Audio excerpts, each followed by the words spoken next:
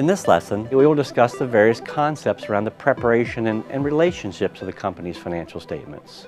Let's now discuss the key financial statements, which will be discussed in the following order of preparation. First of all, it's the income statement, followed by the statement of shareholders or stockholders' equity, then the balance sheet.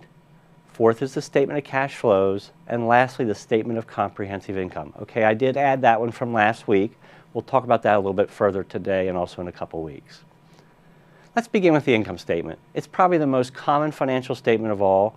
We'll cover this in a whole lot more detail in several weeks, but this statement reports the change in shareholders' equity through retained earnings that occurred during that particular reporting period, whether it be a month, quarter, or year, as a result of the net effect of revenues, expenses, gains, and losses. Here's an example of the Apple Inc. income statement from the 2015 Apple 10K report. Keep in mind, that's that annual report required by the SEC. It's always shown as a comparative statement covering at least 2 years, as you see here. And some of the key particulars in this income statement are if you take net sales minus cost of sales, or cost of goods sold, it gets you the gross margin, or also called gross profit. Then if you take gross margin less the operating expenses, such as research and development, or R&D, selling, general and administrative, such as SG&A, you get a term called operating income. Then below that, if you add to any net other income and expense items, such as interest expense or interest income, you get the pre-tax income. You subtract out the taxes we pay the IRS, you get to the bottom line, which we refer to as our net income, the amount we made for this particular period, in this case a year. Okay, next let's review the statement of shareholders' equity.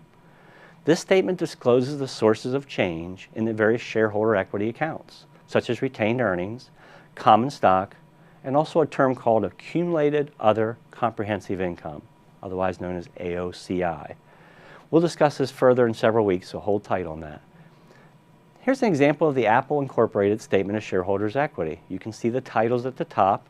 Basically what this statement does is reconciles each of those key accounts from year to year, from beginning of the year to the end of the year. Please note that net income, in this case highlighted in red at $53,394,000, comes from the prior income statement. Thus, you'll start to see why there's a reason for the order of preparation. We have to do the income statement first before the statement of shareholders' equity. Next, let's discuss the balance sheet. We'll cover this in a whole lot more detail for next week, but for now, just keep in mind, this is a statement that presents the organized list of all of our assets, liabilities, and shareholders' equity. Wow, remember those? I think we talked about those in the accounting equation, right?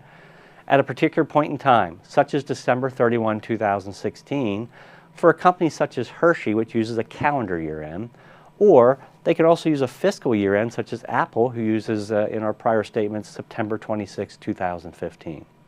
Please note that the total shareholders' equity comes from the prior statement of shareholders' equity, thus again, the reason for the order of the preparation of the statements. Here's an example of the Apple Inc. balance sheet. As you can see here, it's always shown as a comparative statement covering at least 2 years. Please note that this reflects a classified balance sheet concept.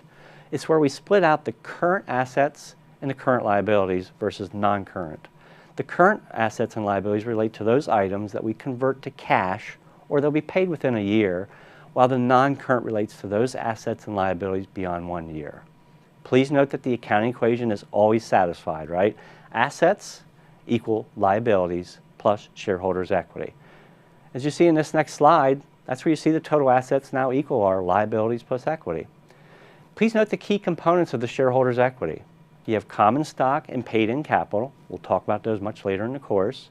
You talk about retained earnings. This is that key concept of retained earnings is our income that we've realized over the years, less any dividends we've paid back to our shareholders.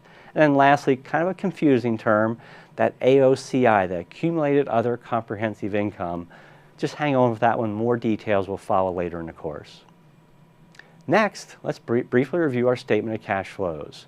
This one will be covered in a lot more detail in the next course in this sequence, which is Accounting 502.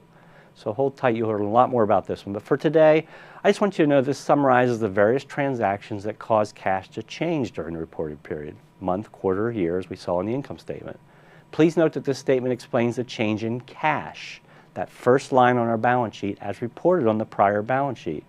Again, highlighting these relationships between the various statements. Okay, our final topic in this lesson is where we're going to briefly review the Statement of Comprehensive Income. We'll cover this in a lot more detail in several weeks. This statement summarizes the change in shareholders' equity for the reporting period that were not, I emphasize, not part of the net income. In other words, not shown on the income statement we saw earlier. Several types of gains and losses called Other Comprehensive Income, or OCI, items are included in the broader definition of comprehensive income versus what's reported as net income on the income statement. I know, very confusing terms. We'll clear this up in several weeks. Stay tuned, though. We'll cover these items in a lot more detail. This statement can be reported two ways per GAAP. You report it as a separate statement, such as the income statement versus the Statement of Comprehensive Income. That's what we see in the Apple 10K. Or you can combine the two into one comprehensive Statement of Comprehensive Income.